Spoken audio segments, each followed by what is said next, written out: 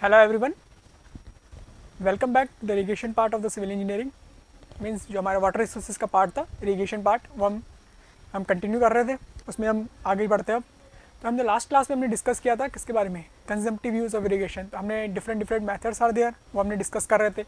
वहाँ पर हमने बताया था कि एक डायरेक्ट मेथड्स होता है, एक डायरेक्ट मेथड्स होता है। डायरेक्ट मेथड मीन्स जहाँ पर हम एक्सपेरिमेंटल थ्रू के से हम क्या करते हैं, कंजम्पटिव यूज़ ऑफ वाटर की वैल्यू कैलकुलेट करते हैं बाय द क्रॉप्स, जो भी हमारे पास हो रहा है। और यहाँ पर हम जो हमारे पास हमने डिस्कस कर लिया था, एक टैंक लाइजीमीटर, एक फील्ड प्लॉट मेथड। तो टैंक लाइजीमीटर इज इंपॉर्टेंट मेथड, वही हमारे मोस्टली हमारा क्या है exam concern point of view से भी इंपॉर्टेंट है। ठीक है, फिर बाद में हमने फील्ड प्लॉट मेथड के बारे में डिस्कस किया था। सेम मेथड है बट जो वाटर प्रोवाइड करने का जो वो क्या है वे है वो डिफरेंट है उसमें। सिंपली हमारे पास जो नेक्स्ट मेथड जो हमारे पास है वो इनडायरेक्ट मेथड्स में। इनडायरेक्ट मेथड्स में हमारे पास कौन से मेथड्स हैं?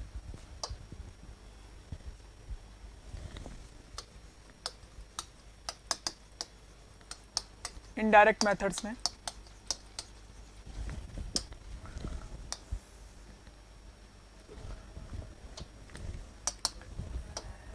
इनडायरेक्ट मेथड में हमारे पास जो फर्स्ट मेथड था वो था ब्लेनी किडल्स मेथड।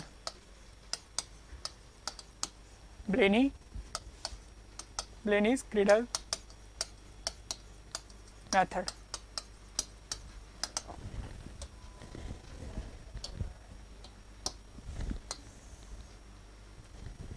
अब ये क्या इंपेरिकल इक्वेशन से, इंपेरिकल इक्वेशन की हेल्प से हम क्या करें, कंजम्पटिव यूज ऑफ वाटर की वैल्यू कैलकुलेट करें। तो जो ब्लेनी क्रीडल्स इक्वेशन है वो उसने कंजम्पटिव यूज को किस तरीके से डिफाइन किया हुआ है,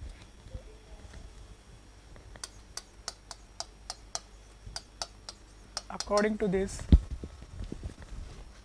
method consumptive use of water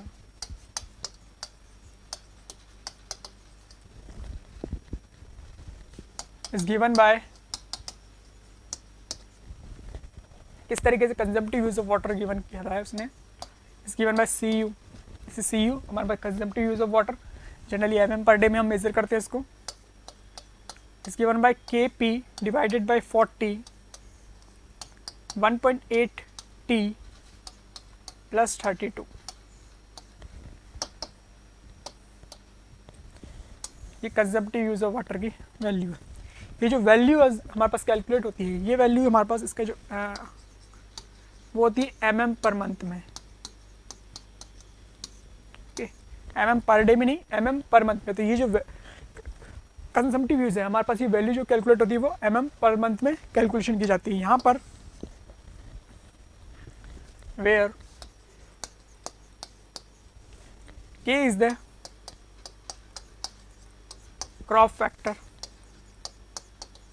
constant है ये value. P is the percentage of daylight hour,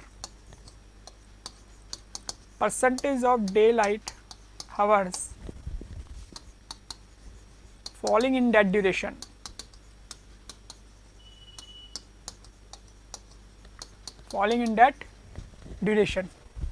this is the value. And T is the monthly mean temperature. T is the monthly mean temperature, this value in degree Celsius.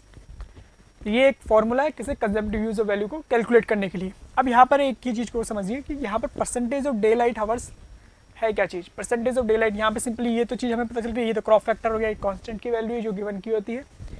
T की value भी हमारे पास temperature की value given होती है। But ये जो है percentage of daylight hour falling in duration, ये है क्या। सपोज एक मंथ हम अज्यूम करते हैं, दिसंबर का मंथ हम अज्यूम करते हैं। हमारे पास दिसंबर एक मंथ है, फॉर दिसंबर मंथ पी की जो वैल्यू है किस तरह कैलकुलेट की जाती है, तो percentage of day light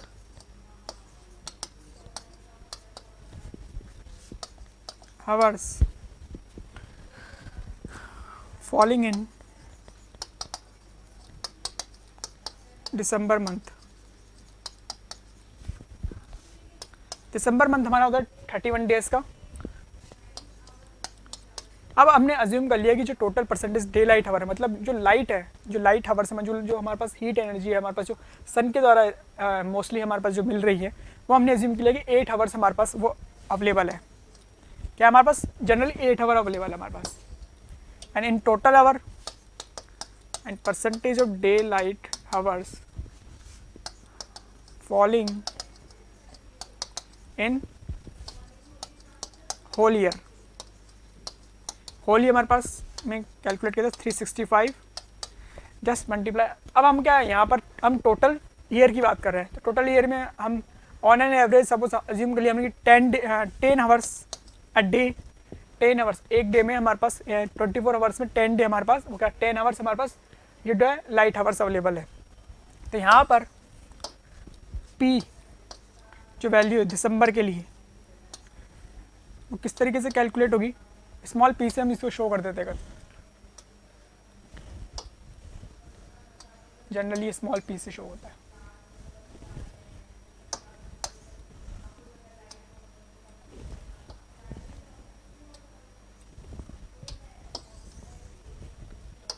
P दिसंबर हमारे पास क्या आ गया, हम इसको कैलकुलेट करेंगे तो हमारे पास जो वैल्यू है पी दिसंबर के लिए जस्ट 31/8 डिवाइडेड बाय, इसको मल्टीप्लाई कर दीजिए सिंपली, परसेंटेज में ये वैल्यूज़ गिवन होती है, यहाँ पर ये वैल्यू कैलकुलेट करेंगे। तो इस तरीके से हमारे ईच मंथ के लिए हम वैल्यूज़ कैलकुलेट करते हैं। तो यहाँ पे जो हम कंजम्पटिव यूज़ कैलकुलेट करते हैं बाय यूजिंग ब्लेनी-क्रेडस इक्वेशन से, वो आती है मंथली, ओके सिंपली। तो चलिए ये तो था हमारे पास फर्स्ट इक्वेशन ब्लेनी-क्रेडस इक्वेशन से, इस तरीके से वैल्यू कैलकुलेट की जाती है। बट इस जो इक्वेशन है ब्लेनी-क्रेडस इक्वेशन का मोस्टली हमारे इंडिया में यूज़ नहीं होता है, क्योंकि यहाँ पर जो ये जो डिफरेंट जो हमारे पास रिक्वायरमेंट है, percentage of day light our and T monthly mean temperature, ये क्या है, नंबर ऑफ डेटाज अवेलेबल होना चाहिए हमारे पास। तो हमारी टोपोग्राफी जो हमारे पास है, हमारे पास क्या होता है डेटा क्या हमारे पास अवेलेबल नहीं है मोस्टली जो है क्या डिफरेंट ड्यूरेशन के लिए, तो इसलिए मोस्टली हमारे पास ये इसको यूज़ नहीं किया जाता है। यहाँ पर हमारे पास जो यूज़ किया जाता है, जो इक्वेशन यूज़ की जाती है वो है सेकंड, जो कि हमने अनदर मेथड था हमारा था Hargreaves class A pan evaporation method. जो हमारे पास जो सेकंड एम्पेरिकल इक्वेशंस थी वो थी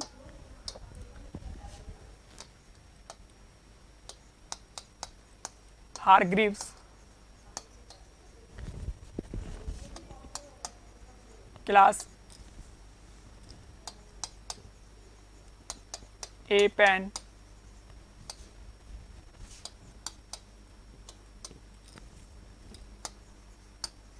evaporation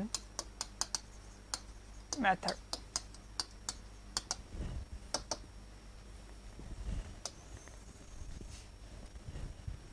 Hargreaves class A pan evaporation method. तो जनरली ये मेथड स्टार्टिंग में यूएसए में डिज़ाइन किया हुआ है, ये क्या सिंपली एक पेन होता है, इसको स्टैंडर्ड पेन बोला जाता है, class A pan standard pan, simply pan होता है जिसका डायमीटर 1.2 मीटर होता है और हाइट 25 सेंटीमीटर होती है। तो इस पेन को क्या रखते हैं हम, क्या करते हैं सिंपली क्या एनवायरनमेंट में रख देते हैं, जो हमारा ओपन एनवायरनमेंट है उसमें वहाँ पर पुट कर देते हैं, और फिर जहाँ पर ओपन एनवायरनमेंट में पुट करने के बाद में जितना वाटर इवोपरेशन हुआ उसमें से उसको कैलकुलेट कर लिया जाता है। तो इसी को सिंपली, और फिर उसके करस्पॉन्डिंग हमारे पास जो डिफरेंट क्या है हमारे पास जो क्रॉप कंजम्पटिव यूज़ है उसकी करस्पॉन्डिंग वैल्यू कैलकुलेट कर ली जाती है। ओके सिंपली एक पेन है इस तरह का, इसका diameter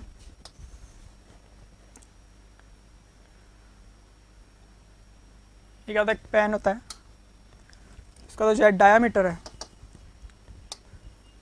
value of diameter is 1.2 metre,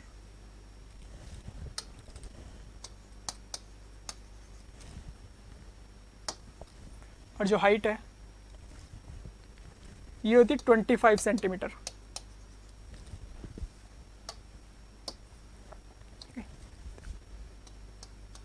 इसमें क्या वाटर को फिल कर दिया जाता है, वाटर को फिल करने के बाद क्या होगा, ओपन एनवायरनमेंट में रख दिया जाता है। वहाँ पर जितना एवोपरेशन हुआ है उसी एवोपरेशन के करस्पॉन्डिंग हम क्या करते हैं, जो कंजम्पटिव यूज़ ऑफ वाटर है बाय क्रॉप्स वो कैलकुलेट कर लेते हैं। सिंपली हमारे पास ये मेथड है। किस तरीके से हमारे पास यहाँ पर कैलकुलेशन की जाती है, जो कंजम्पटिव यूज़ है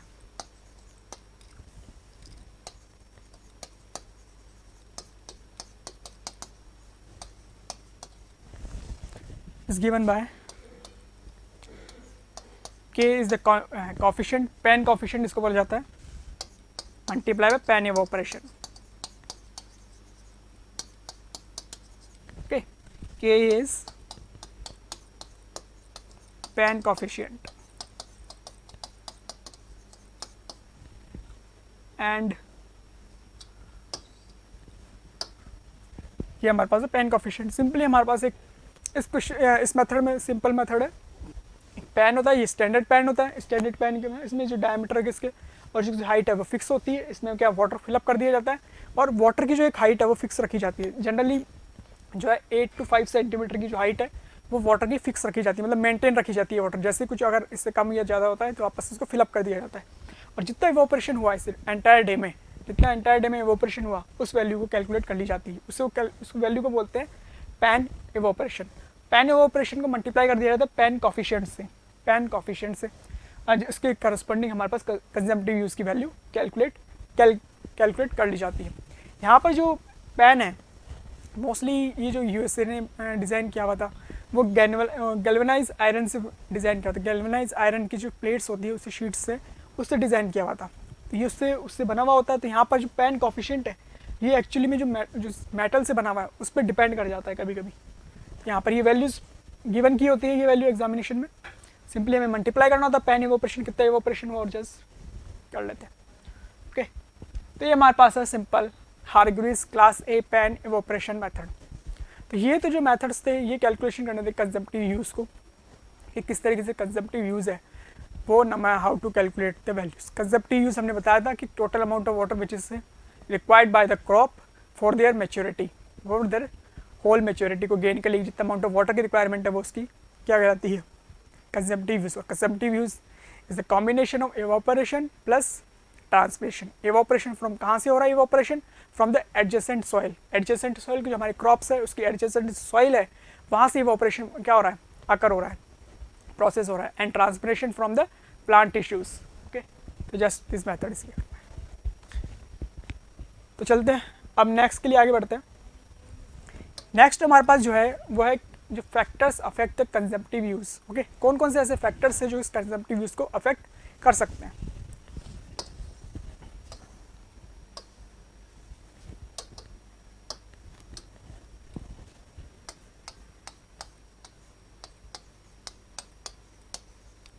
फैक्टर्स अफेक्ट्स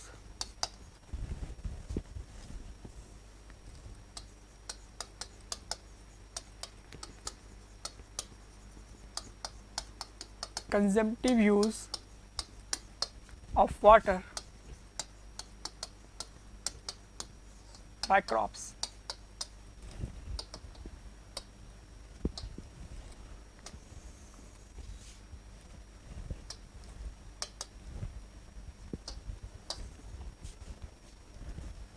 कौन कौन से ऐसे फैक्टर्स हैं जो कंजम्पटिव यूज़ ऑफ वाटर का हमारे अफेक्ट करते हैं उसके बारे में हम डिस्कस करेंगे। तो ये फैक्टर्स हमने वैसे डिस्कस इनफिल्ट्रेशन वगैरह प्रोसेस में जो डिस्कस किया है वैसे ही वही नंबर ऑफ फैक्टर्स सेम है। फर्स्ट हमारे पास देखिए ह्यूमिडिटी एंड क्लाइमेटिक कंडीशन में फर्स्ट हमारे पास फैक्टर वो है humidity and climatic condition.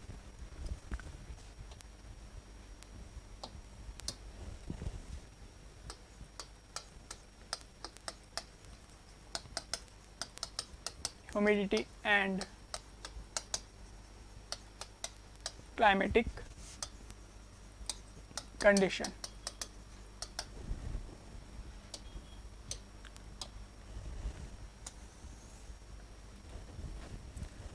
First of all what is the humidity. ये हमारे पास ह्यूमिडिटी है क्या चीज़। Humidity is the only the simply is the moisture content which is available in the environment. It's called humidity की moisture कितना moisture हमारे पास है, हमारे पास क्या वाटर कंटेंट जो है वाटर कंटेंट या मॉइस्चर या वाटर जो पार्टिकल्स है वो एनवायरनमेंट में जो प्रेजेंट होते हैं इसी को बोला जाता है ह्यूमिडिटी। हम देखते हैं जो कोस्टल एरिया जो हमारे पास होते हैं, कोस्टल एरिया जो सी के जो कि नियर बाई एरिया होते हैं वहाँ पर क्या ह्यूमिडिटी जाता है क्योंकि वहाँ पे ह्यूमिडिटी जरूरी ज़्यादा होती है करस्पॉन्डिंग टू ड्राई एरियाज। क्योंकि वहाँ पर क्या होता है जो वाटर मॉइस्चर है, मॉइस्चर कंटेंट क्या होता है एयर में क्या होता है ज़्यादा होता है कंपेरिजन टू ड्राई एरियाज, तो इज कॉल्ड ह्यूमिडिटी। तो अगर सपोज अगर हम दो केस अज्यूम करें, एक समर का case, another one is winter.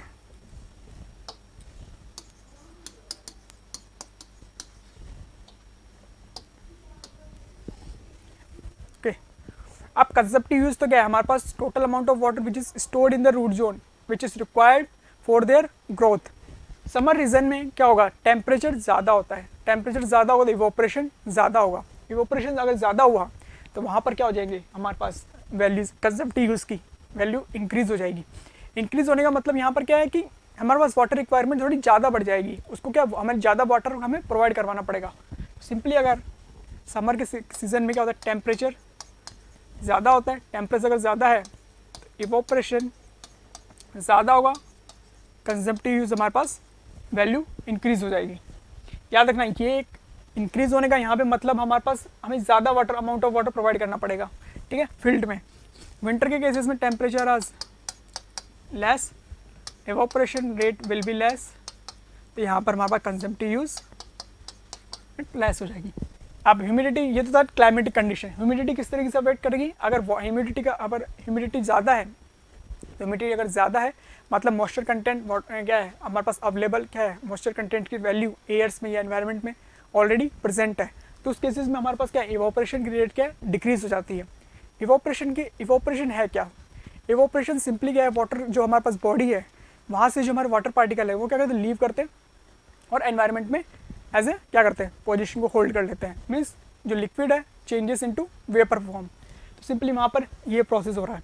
अगर अब ह्यूमिडिटी के केस में क्या होगा, वाटर क्या है, वाटर वेपर ऑलरेडी क्या है हमारे एनवायरनमेंट में प्रेजेंट है, तो जो एक्सेस अमाउंट ऑफ वाटर जो वेपर है वो क्या इजीली से इवोपरेट नहीं हो पाएंगे। अगर इजीली से इवोपरेशन नहीं होगा मतलब इवोपरेशन रेट डिक्रीज हो जाएगी, इवोपरेशन रेट डिक्रीज हो गई तो हमारे पास कंजम्पटिव यूज़ की वैल्यू रिड्यूस हो जाएगी। तो अगर ह्यूमिडिटी ज़्यादा है मतलब कंजम्पटिव जो यूज़ वैल्यूज़ की रिड्यूस हो जाएगी। ओके, इस तरीके से हमारे पास जो फैक्टर सही है अफेक्ट करते हैं, ठीक है। चलिए नेक्स्ट फैक्टर देखते हैं।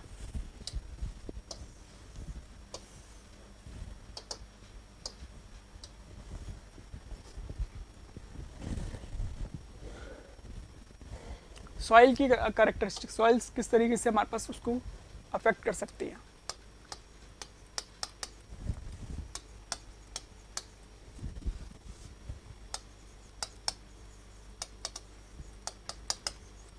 सॉइल कैरेक्टरिस्टिक्स ये किस तरीके से कंजम्पटिव यूज ऑफ वाटर को अफेक्ट कर सकती है। If the soil is permeable then again water क्या हो जाएगा, इजीली तरीके से इन्फिल्ट्रेट हो जाएगा, मतलब वो क्या हमारे पास वाटर क्या होल्ड ही नहीं कर पाए, जो सॉइल है हमारी वो क्या वाटर को होल्ड ही नहीं कर पाएगी। अगर वाटर होल्ड नहीं होगा तो हमारे पास जो कंजम्पटिव यूज है वो क्या है इंक्रीज हो जाएगा, क्योंकि हमारे पास मोर वाटर हमें प्रोवाइड करना पड़ेगा। तो यहाँ पर सिंपली अगर हम देखें, अगर हम इसको सिंपली ऐसे ड्रॉ करें, ये हमारा क्या ग्राउंड लेवल है,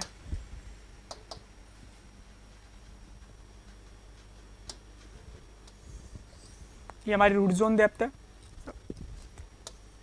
और हमारी सॉइल परमेबल है।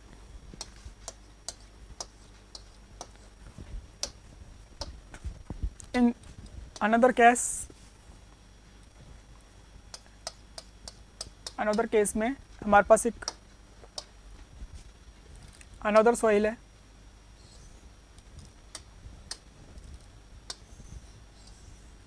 रूट। अब इसमें जो पार्टिकल्स वो थोड़े क्लोज है, सॉइल हमारी इम्परमेबल है कंपैरिजन टू दिस वन।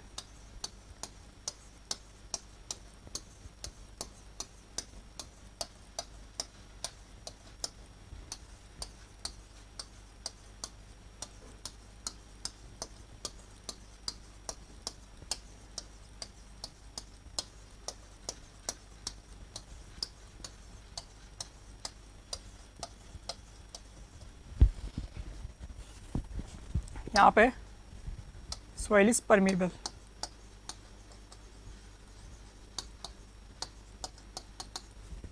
ये हमारी इम्परमेबल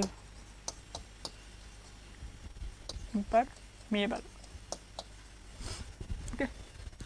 इम्परमेबल और परमेबल सॉइल का तो आप मतलब पता ही है कि परमेबल सॉइल का मतलब वॉइड्स हमारे पास क्या है ज़्यादा है, वॉइड्स जो गैप है सॉइल के बीच में, जो सॉइल के बिटवीन में जो गैप है वो क्या है ज़्यादा है कंपेरिजन टू दिस सॉइल। अगर सॉइल के बीच में कंपैरिजन, अगर जो गैप है, जो वॉइड्स है अगर वो ज़्यादा है, वाटर का इजीली पेनिट्रेट कर जाएगा और डायरेक्टली क्या ग्राउंड वाटर को ज्वाइन कर लेगा।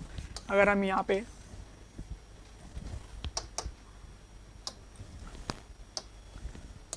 वाटर प्रोवाइड करवाते हैं तो ओके, तो यहाँ पर हमारी जो सी यू की वैल्यू है कंजम्पटिव यूज़, वो क्या होगा, इंक्रीज हो जाएगी। यहाँ पर सी यू की वैल्यू इस वैल्यू कंपेरिजन में लेस होगी। ओके, मतलब यहाँ पर हमें क्या करना पड़ेगा, अमाउंट ऑफ वाटर ज़्यादा प्रोवाइड करवाना पड़ेगा सिंपली। तो ये है हमारे पास जो फैक्टर्स है, हमारे पास कौन कौन से फैक्टर्स हमारे पास उसको अफेक्ट करते हैं। ओके, ये हमारे पास होगी।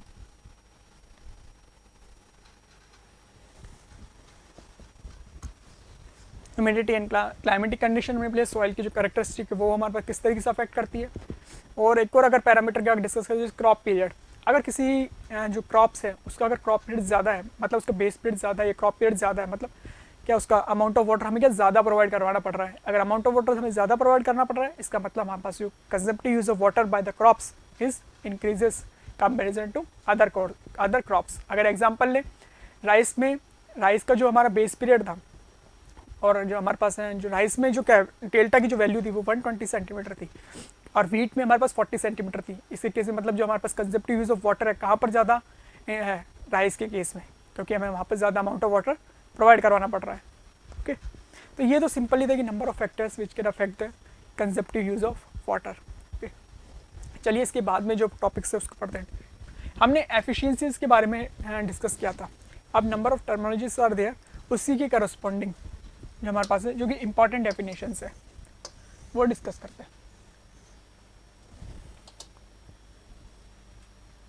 इसको बोलते हैं इरिगेशन रिक्वायरमेंट्स। जो हमारे पास नेक्स्ट टॉपिक है वो है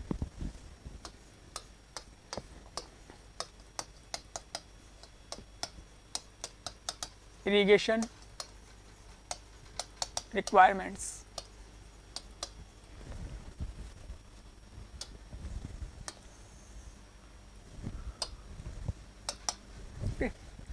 इरिगेशन रिक्वायरमेंट, इसमें जो हमारा फर्स्ट है वो है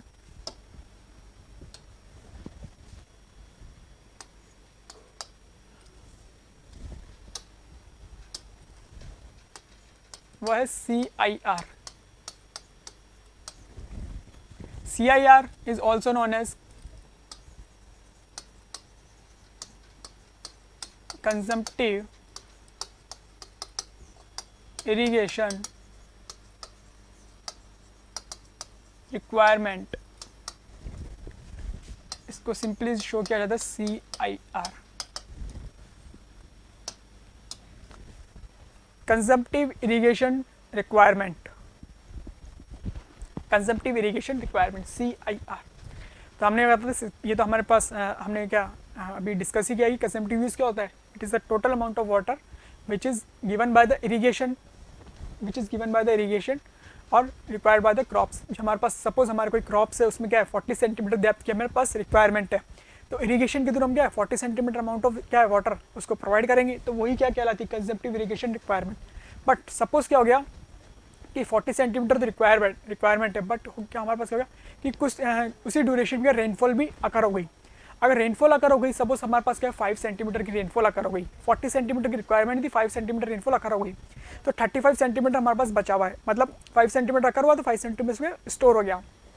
अब 40 - 5 करेंगे तो 35 सेंटीमीटर, मतलब हमें इरिगेशन से अब कितना प्रोवाइड करवाना है हमें 35 सेंटीमीटर। तो उसको ही बोला जाता है कंजम्पटिव यूज इरिगेशन रिक्वायरमेंट। अगर वहाँ पर प्रेसिपिटेशन अकर नहीं है तो टोटल अमाउंट प्रोवाइड करना पड़ेगा, अगर हो रही है तो हमारे पास नोट करना पड़ेगा। तो कंजम्पटिव यूज हम किस तरीके से लिख सकते हैं, अगर CIR की वैल्यू,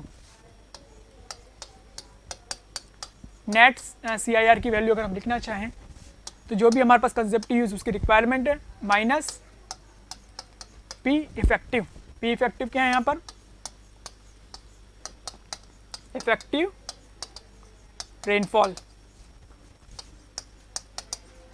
ओके, इफेक्टिव रेनफॉल। अगर रेनफॉल अकर नहीं होती है तो सिंपली ये 0 जाएगा अगर इसकी वैल्यू, और अगर अकर होती है तो जो भी अमाउंट ऑफ अकर हो रही है उसको माइनस कीजिए और जो भी वैल्यूज आएगी वो हमें इरिगेशन के थ्रू प्रोवाइड करवानी पड़ेगी। It's called as consumptive irrigation requirement. Okay, चलिए next one is red colour, दिखाई नहीं दे रहा है शायद, दूसरा कलर यूज कर लेते हैं। चलिए नेक्स्ट हमारे पास है net irrigation requirement.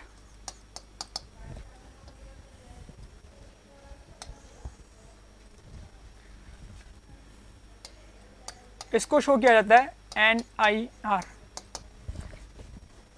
Net irrigation requirement. अब नेट इरिगेशन रिक्वायरमेंट क्या है?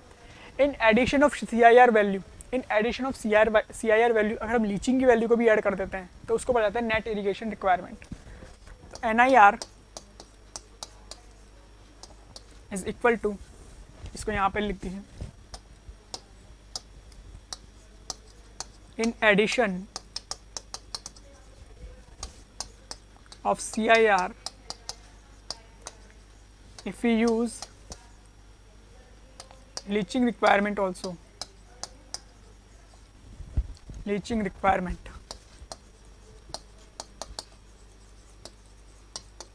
also, then it's called NIR, net irrigation requirement. NIR is equal to CIR plus leaching requirement, leaching requirement या फिर लीचिंग भी कह सकते हैं। अब लीचिंग है क्या चीज़, इसको देखिए।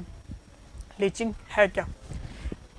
हमारे जब भी क्रॉप्स क्या करते हैं, हम अगर कंटिन्यूसली हम अगर किसी एग्रीकल्चर लैंड पे अगर हम क्रॉप्स की क्या प्रोड्यूस कर रहे हैं, क्रॉप्स की क्या सोइंग कर रहे हैं, तो कुछ टाइम बाद में क्या होता है कि क्या होता है, जो हमारी सोइल है उसमें सैलिनिटीज़ की क्या होती है, सॉल्ट कंसनट्रेशन इंक्रीज हो जाती है, सैलिनिटी इंक्रीज हो जाती है। वो क्या हमारी फर्टिलिटी को क्या करती है, अफेक्ट करती है। अब उस सॉल्ट से, जो हमारे पार्टी के सॉल्ट से क्या होती है, इंक्रीज हो जाते हैं सॉल्ट्स को हम क्या करें, रिमूव करना चाहते हैं। तो हम क्या करते हैं, एक फ्रेश वाटर, हम क्या करते हैं, इरीगेशन वाटर नहीं, फ्रेश वाटर क्या करते हैं, उसमें लैंड पर अप्लाई करते हैं। तो क्या होता है, फ्रेश वाटर जब लैंड पर अप्लाई करते हैं तो क्या करते हैं, उसके साथ ही जो वाटर हमारे पास है उसके साथ ही क्या करते हैं, जो सॉल्ट्स के जो पार्टिकल्स है वो क्या करते हैं, ग्राउंड वाटर को ज्वाइन कर लेते हैं। सिंपली जैसे हमने बताया था कि क्या होता है, कुछ पोर्शन सरफेस एंड ऑफ में कन्वर्ट हो जाता है, कुछ पोर्शन क्या होता है हमारे पास, हाँ, जो उसमें वाटर सीप कर जाता है। तो यहाँ पर हमारे पास क्या होगा, जो फ्रेश वाटर है उसके साथ में ही क्या हो जाएंगे, हमारे जो सॉल्ट्स के पार्टिकल है वो सीप कर जाएंगे। तो यहाँ पर हमारे पास उस जो प्रोसेस है उस प्रोसेस को कहा जाता है लीचिंग।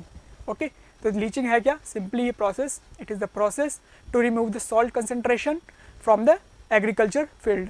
तो ये हमारे पास ये लीचिंग रिक्वायरमेंट होगी। तो जो भी वो भी क्या एक वाटर अमाउंट ही है, तो वहाँ भी वहाँ क्या वाटर अमाउंट प्रोवाइड करवा रहे हैं, तो वो कंडीशन में NIR कहा जाता है।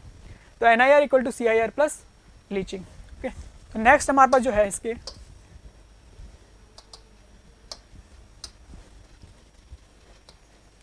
वो है फील्ड इरिगेशन रिक्वायरमेंट।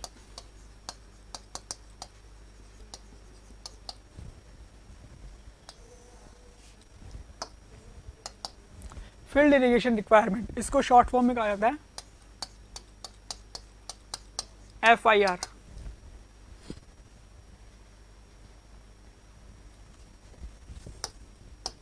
नाउ ये क्या है, in addition of in addition of NIR,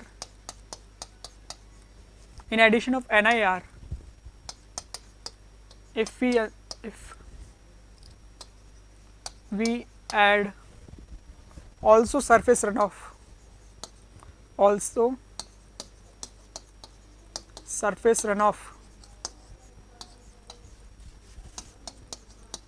then it's called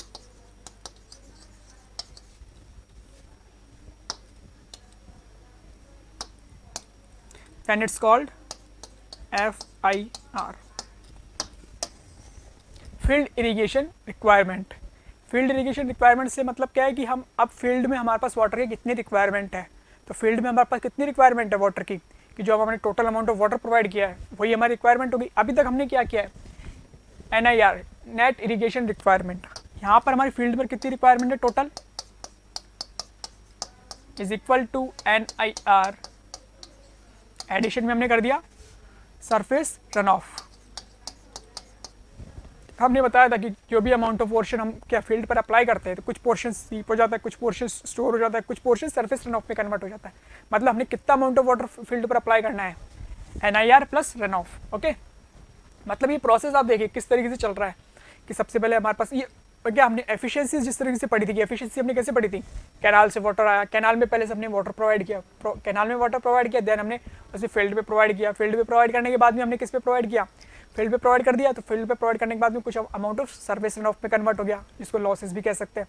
कुछ अमाउंट ऑफ वाटर सीप कर गया, ग्राउंड वाटर को ज्वाइन कर लिया, कुछ अमाउंट ऑफ वाटर जो है क्या हो गया, स्टोर हो गया, जो कि हमारे पास यूजफुल है, वही क्या करता है, कंजप्टिव यूज। यहाँ पर अब उल्टा चल रहा है, रिवर्स प्रोसेस हो रहा है, सिंपली रिवर्स हो रहा है। CIR का मतलब कि कितना अमाउंट ऑफ वर्शन जो है, अमाउंट ऑफ वाटर जो है स्टोर हुआ रूट जोन डेप्थ में। फिर उसके बाद में हमने ऐड कर लिया लीचिंग रिक्वायरमेंट को, तो इसको क्या कहते हैं, नेट इरिगेशन रिक्वायरमेंट। उसके बाद ही हमने सरफेस रन ऑफ को ऐड कर लिया, तो ये हमारे पास फील्ड में आ गया कि कितनी फील्ड में रिक्वायरमेंट है, इरिगेशन रिक्वायरमेंट में वाटर की कितनी रिक्वायरमेंट है वहाँ पर फील्ड पर। तो यहाँ पर हमारे पास सरफेस रन ऑफ भी टर्म हो गया। अब हमारे पास इसको जो है FIR और NIR जो FOF है, हमने एक चीज़ पढ़ी थी,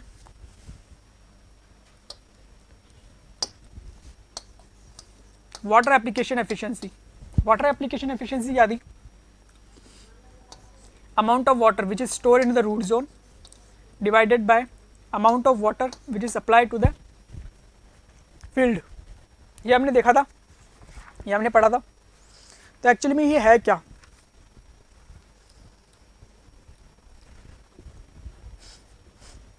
this is the volume of water which is stored in the root zone.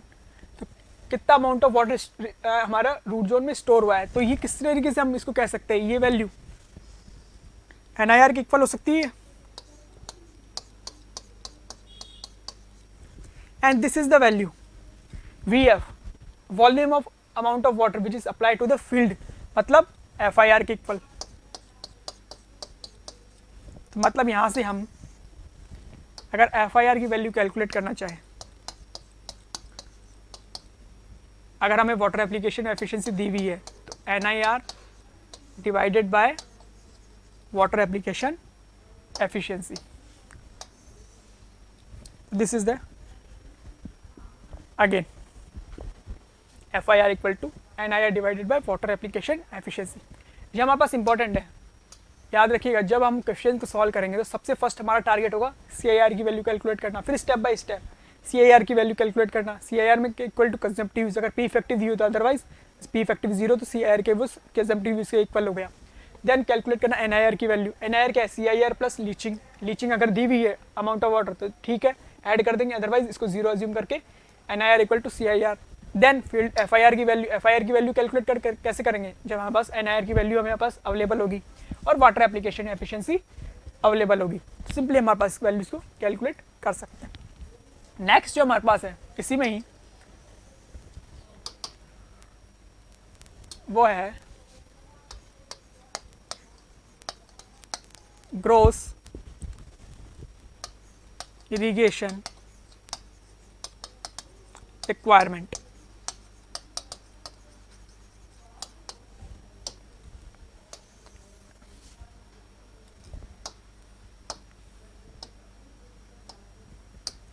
इसको शॉर्ट टर्म में GIR।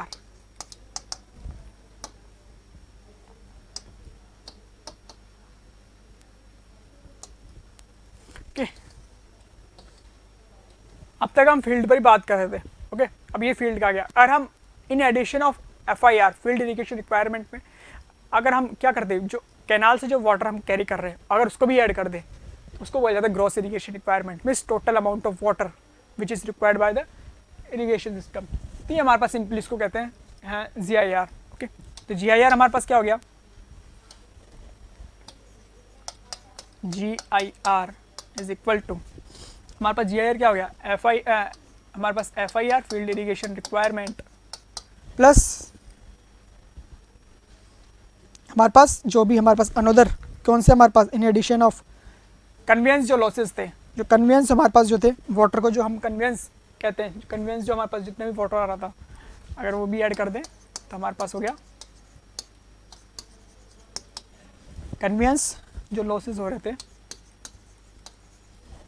सिंपली हम इसको कह सकते हैं GIR। ओके, तो GIR ऑफ कन्वेंस लॉसेज हमारे पास जो एप्लीकेशन एफिशिएंसी थी वो क्या थी, वाटर कन्वेंस एफिशिएंसी हमारे पास क्या थी, volume amount of water which is applied to the field is the volume of amount of water which is given to the canal system.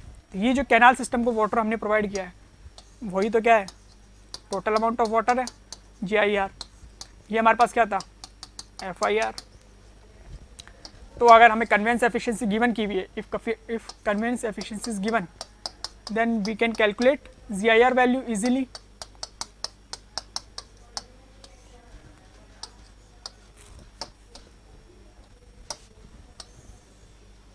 Okay,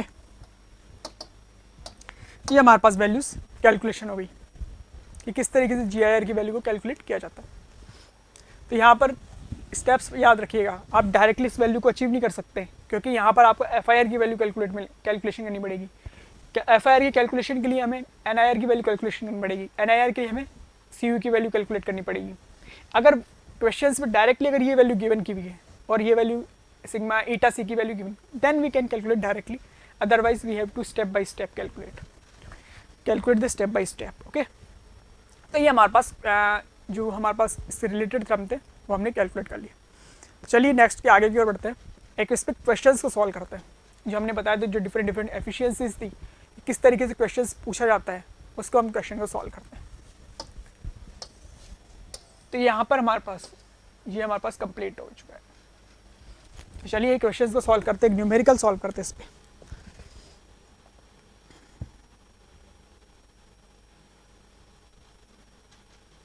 question किस तरीके से है,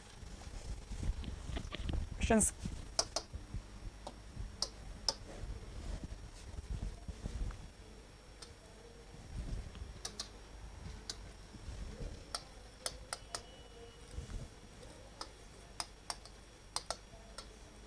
question, a stream of discharge 130 liter per second, 130 liter per second was delivered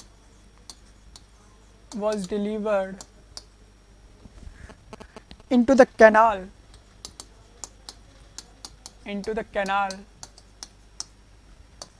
and 100 liter per second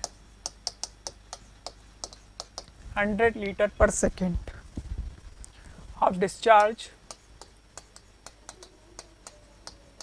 100 liter per second of discharge was delivered to the field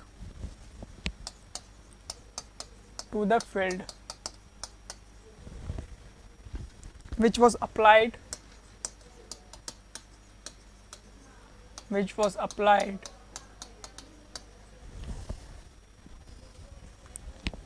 on an area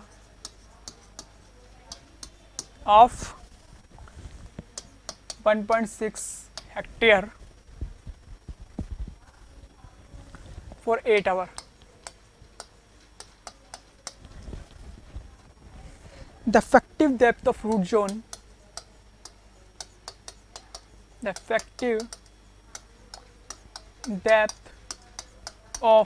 zone is 1.7 centimeter. The surface runoff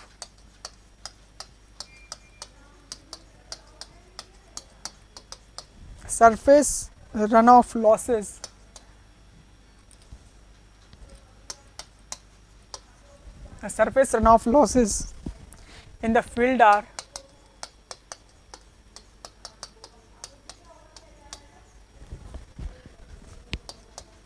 420 meter cube. The water penetration depth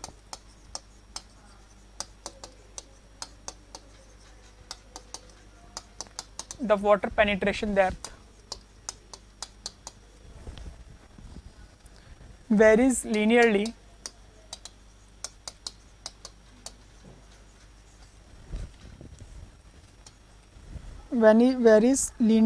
from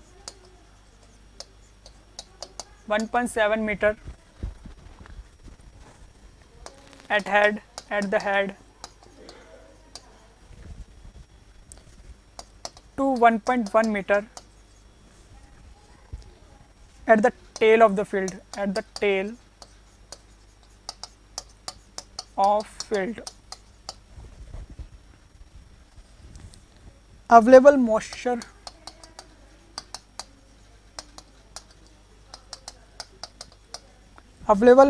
holding capacity of soil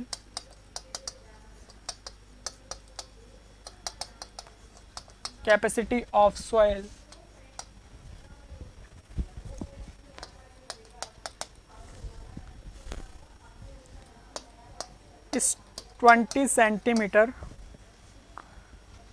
per meter depth of soil. Then find eta C, eta A, eta S and eta D.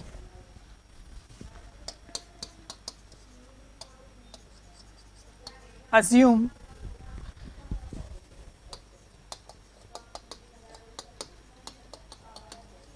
irrigation has to be started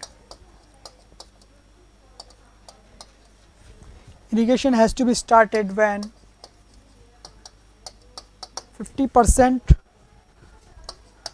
of the available moisture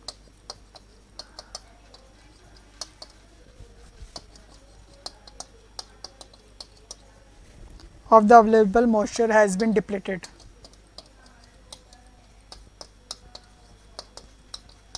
this is the questions की बात.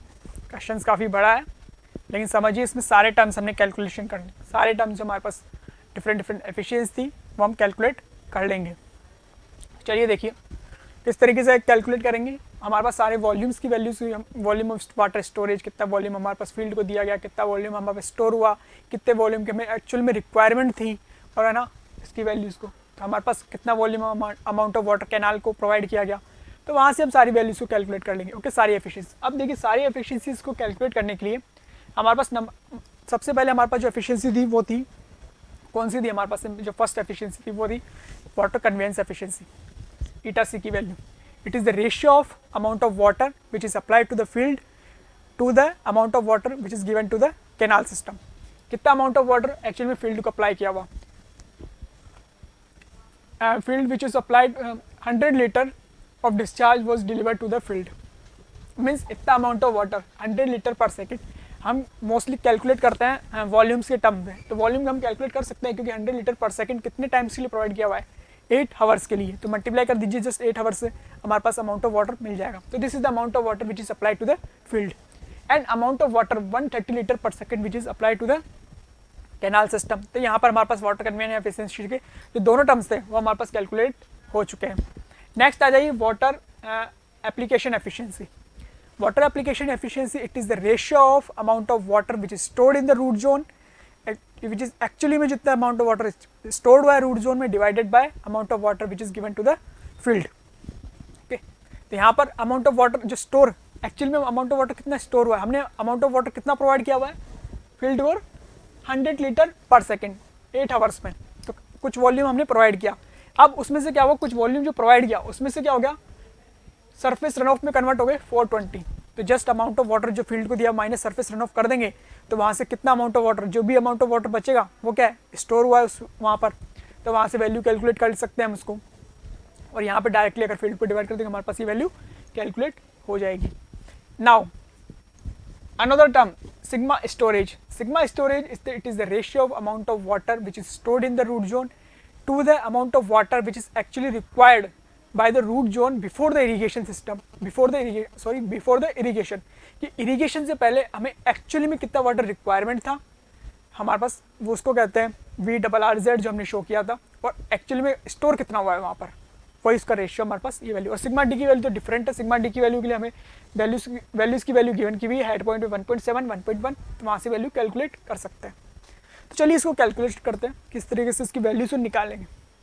और हमारे पास ये जो another terms है, सबसे important जो इस क्वेश्चन में है वो है यहाँ से कोई अब जो हमारे पास इफेक्टिव डेप्थ और रूट जोन की वैल्यू गिवन की हुई थी कि हमारे पास एक्चुअल में जो रूट जोन डेप्थ है वो गिवन की हुई है, और वहाँ से कहा गया है कि जो होल्डिंग कैपेसिटी है, मॉइस्चर होल्डिंग कैपेसिटी 20 सेंटीमीटर पर मीटर। क्या मतलब है इसका? 20 सेंटीमीटर पर मीटर। सपोज हमारे पास कोई जो हमारे पास रूट जोन डेप्थ है वो 1 मीटर गिवन की हुई है, 1 मीटर रूट जोन डेप्थ है, लेकिन जो अवेलेबल मॉइस्चर होल्डिंग कैपेसिटी है सॉइल की वो क्या है? ऐसा नहीं है कि 1 मीटर अगर रूट जोन डेप्थ है तो वो 1 मीटर वाटर को स्टोर कर लेगा, ऐसा कभी नहीं होता। वो कुछ अमाउंट ऑफ वाटर क्या होता है, सीप हो जाता है। तो वहाँ से जो कैपेसिटी दी हुई अवेलेबल मॉइस्चर सॉइल की जो कैपेसिटी है वो 20 सेंटीमीटर पर मीटर डेप्थ ऑफ सॉइल है। तब वो कैसे दिखते हैं आगे देखते हैं, इसको क्वेश्चन को सॉल्व करते हुए समझ में आ जाएगा। चलिए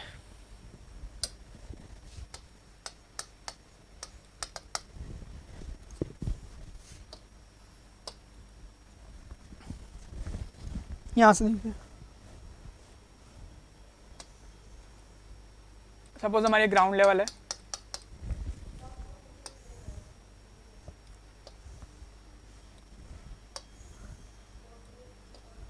ये हमारी रूट जोन डेप्थ है। हमने इसको सर्कुलर में क्या रेक्टेंगल में ड्रॉ कर लिया जिस समझने के लिए। बाकी ये क्या रूट जोन डेप्थ एज्यूम कीजिए, ये रूट जोन जो डेप्थ है हमारे पास की वैल्यू जो गिवन की हुई थी वो गिवन की हुई थी इफेक्टिव डेप्थ और रूट जोन 1.7 मीटर, 1.7 मीटर इसकी वैल्यूज गिवन की हुई थी। ठीक है, अब 1.7 इसकी मीटर की वैल्यू गिवन की हुई है टोटल इफेक्टिव रूट जोन की। तो यहाँ पे लिख दीजिए जो हमारे पास depth of root zone,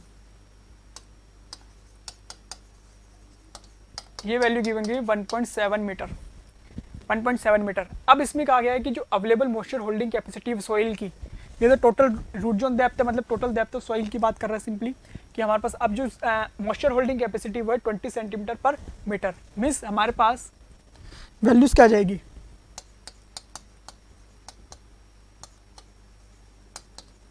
available moisture holding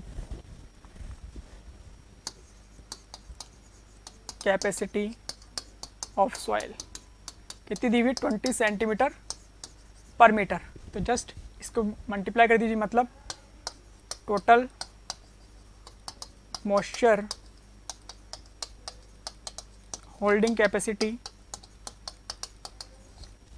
is equal to 20 centimetre, just convert कर दीजिए मीटर में, मीटर पर मीटर डेप्थ ऑफ सॉइल। तो मीटर डेप्थ ऑफ सॉइल कितनी है, 1.7 मीटर। तो यहाँ से हमारे पास कितनी आ जाएगी, 34 सेंटीमीटर।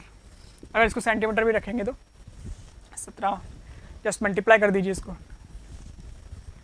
Okay 34 centimetre. मतलब अवेलेबल मॉइस्चर कैपेसिटी हमारी कितनी है, 34 सेंटीमीटर। मतलब यहाँ पर हमारे पास कहने का मतलब है कि हमारे पास जो वाटर है वो 34 सेंटीमीटर तक इसमें स्टोर किया जा सकता है। तो ये हमारे पास 34 सेंटीमीटर। क्या मतलब है कि टोटल हमारे पास सोइल की डेप्थ तो ठीक है, बट जो भी अमाउंट हम वाटर प्रोवाइड करवाते हैं फील्ड को वो क्या है 34 सेंटीमीटर तक ही उसमें स्टोर हो पाता है। एक्सेस अमाउंट ऑफ वाटर जितना भी वो क्या है पेनिट्रेट या सीप कर जाता है। तो ये हमारे पास सिंपली ये केसेस हो गया। अब यहाँ पर एक चीज़ और दी गई है लास्ट लाइन में, क्या किया हुआ है, this is the amount of total amount of water which is stored, क्या जो हमारे पास स्टोर हो सकता है। अब क्या है कि irrigation, assume irrigation has to be started when 50% of the available moisture has been depleted. Available moisture, इस लाइन का मतलब क्या है कि जैसे ही ये 34 centimetre total amount of available moisture है हमारे पास, कि जैसे ही जब इसका 50% आ जाता है, ये वैल्यू 50% से रिड्यूस हो जाती है। मतलब 50% क्या है, प्लांट यूज़ कर लेते हैं। तो जैसे ही ये वैल्यू 34 का 50% कितना हो गया, सिंपली अगर हम लिखें 17, दिस इज द वैल्यू 17। जैसे ही ये 17 को रीच कर जाएगी, जैसे ही ये वैल्यू इस लेवल को रीच कर जाएगी, जैसे यहाँ पर इतना वॉल्यूम हमारे पास क्या था हमारे पास अवेलेबल मॉइस्चर है, कितना अमाउंट ऑफ वाटर हमारा सॉइल यूज़ कर सकती है। तो जैसे ही प्लांट ने क्या किया, प्लांट्स जो हमारे प्लांट टिश्यूज़ है, रूट जोन है हमारे पास, उन्होंने 17 सेंटीमीटर का एक्सट्रैक्ट कर लिया अपनी ग्रोथ के लिए। तो जैसे 17 सेंटीमीटर ग्रोथ किया यहाँ पर, तो हमने क्या किया, वापस से 17 सेंटीमीटर को फिल कर दिया थ्रू द इरीगेशन।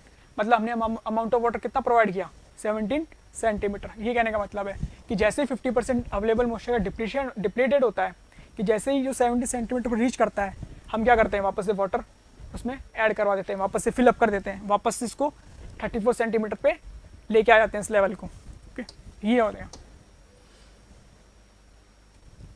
इसी को हम जनरली टर्म में ऑप्टिमम मॉइस्चर कंटेंट भी बोलते हैं, ऑप्टिमम मॉइस्चर कंटेंट लेवल भी बोलते हैं।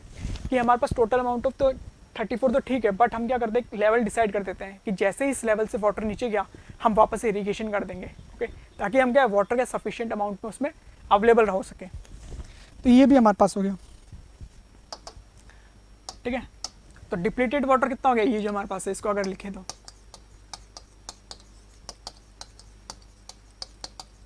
Depleted water is 50%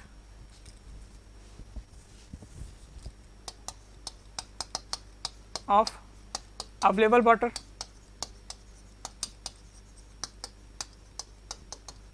okay, available water जब इसका 50% निकालेंगे तो 0.5 into 34 is equal to 17 centimetre.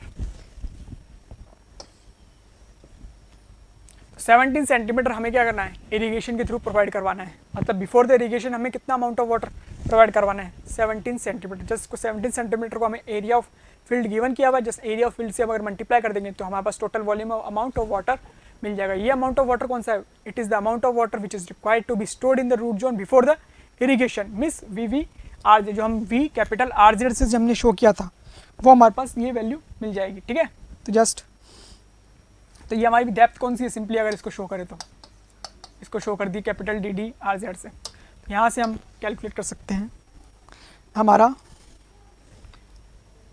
Volume of water which is stored in the root zone required before the irrigation कितना आएगा, 17 सेंटीमीटर। जस्ट मल्टीप्लाई कर दीजिए, इसको कन्वर्ट कर दीजिए मीटर में।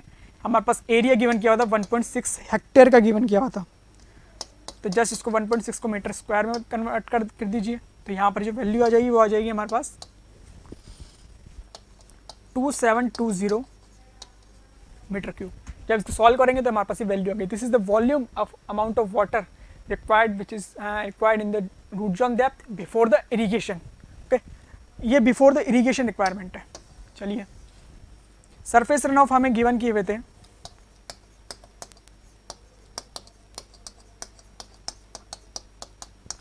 420 मीटर क्यूब। हमने फील्ड को कितना अमाउंट ऑफ वाटर हमने प्रोवाइड किया हुआ है, फील्ड को हमने प्रोवाइड किया था 100 लीटर पर सेकेंड।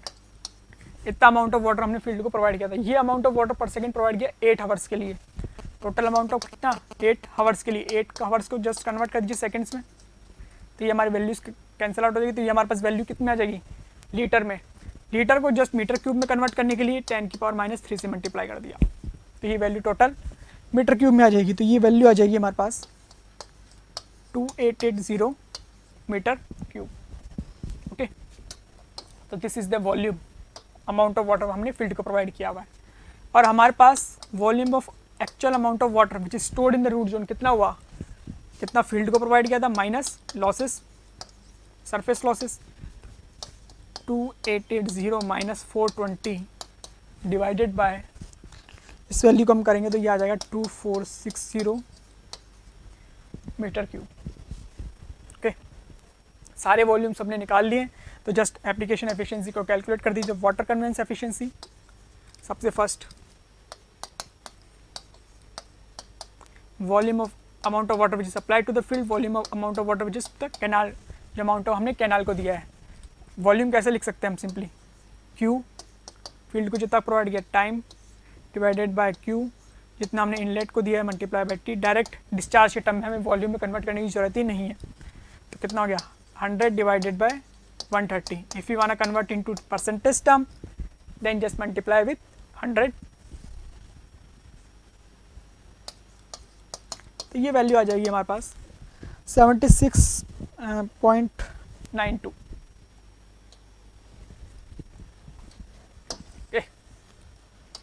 यहाँ पे कैलकुलेशन करनी होगी। हमारे पास जो इंपॉर्टेंट चीज़ थी वो समझने वाली, जो कॉन्सेप्ट था इसका वो था डिप्लीशन वाटर वाला। ओके, वही वाला समझने का था, बाकी सारी वैल्यूज ओनली मल्टीप्लाई प्लस कर रहे हैं हम simply. Then water application efficiency, it is the amount of water which is stored in the root zone divided by volume amount of water which is provide to the field. कितना amount of water store हुआ है? 2460। Provide कितना गया है? 2880। ये value आ जाएगी हमारे पास 85.42%। नेक्स्ट हमारे पास है सिग्मा स्टोरेज की value, it is the volume of amount of water which stored in the root zone required to the storage before the irrigation. ये वैल्यू हमारे पास है 2460। ये वैल्यू हमने ऑलरेडी कैलकुलेट कर ली थी, 2720।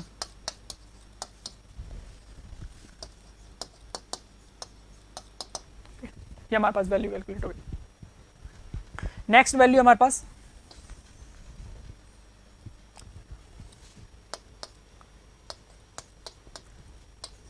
Distribution efficiency which is given by 1 minus small D upon capital D. Calculate कैसे करेंगे इसको? ये हमारा ग्राउंड वाटर लेवल, हमारी वैल्यू। तो हेड पॉइंट पे तो हमारे पास जो वैल्यू थी वो गिवन की हुई थी 1.7 मीटर। टेल पॉइंट पे हमारे पास जो वैल्यू गिवन की हुई थी वो गिवन की थी 1.1 मीटर क्वेश्चन के अकॉर्डिंग। ओके, सिंपली हमारे पास, तो यहाँ से वैल्यू हमारे पास करेंगे हम इसको। तो कैपिटल डी की वैल्यू तो क्या हो जाएगी? Just average of these two values, 1.7 plus 1.1 divided by 2। कितना आ जाएगा हमारे पास इसकी value? 1.4 metre. Then small D क्या था हमारे पास? Average of magnitude of deviation from this depth. तो किस तरीके से निकालेंगे? सबसे पहले तो निकालिए मैग्नीट्यूड। मैग्नीट्यूड किस तरीके से निकालेंगे? मॉडुलस 1.7 माइनस 1.4, तो यहाँ पर वैल्यू आ जाएगी कितनी? आ जाएगी 0.3। यहाँ पर वैल्यू निकालेंगे तो 1.1 माइनस 1.4, यहाँ पर भी वैल्यू आ जाएगी 0.3। तो स्मॉल डी डेविएशन, इसका जस्ट एवरेज ले लीजिए, 0.3 प्लस 0.3 डिवाइडेड बाय 2, तो यहाँ पर हमारे पास वैल्यू आ जाएगी 0.3 मीटर। पुट कर दीजिए यहाँ पर values, 1 minus small D 0.3 divided by 1.4। ये वैल्यू हमारे पास कैलकुलेट हो क्या आ जाएगी? तो ये जनरली 78.54 के अराउंड। ओके,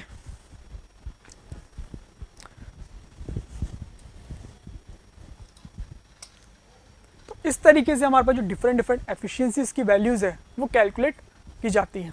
ओके, तो ये टॉपिक से रिलेटेड हमारे पास क्वेश्चंस था। ये हमारे पास एक क्वेश्चंस की फॉर्म में गिवन था।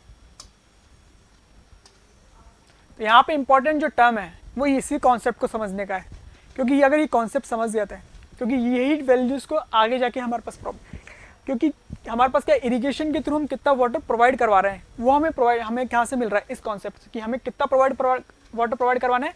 17 सेंटीमीटर। 17 सेंटीमीटर हमें वाटर प्रोवाइड करवाना है इरिगेशन के थ्रू, और 17 सेंटीमीटर को मल्टीप्लाई कर देंगे एरिया से, तो हमारे पास कितना टोटल अमाउंट ऑफ वॉल्यूम मिल जाएगा कि बिफोर द इरिगेशन हमें कितना अमाउंट ऑफ वाटर प्रोवाइड करवाना है।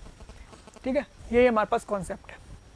अदरवाइज जो इसी तरीके से क्या यूनिवर्सिटीज़ के एग्जामिनेशंस में जो है क्वेश्चंस को पूछा जाता है।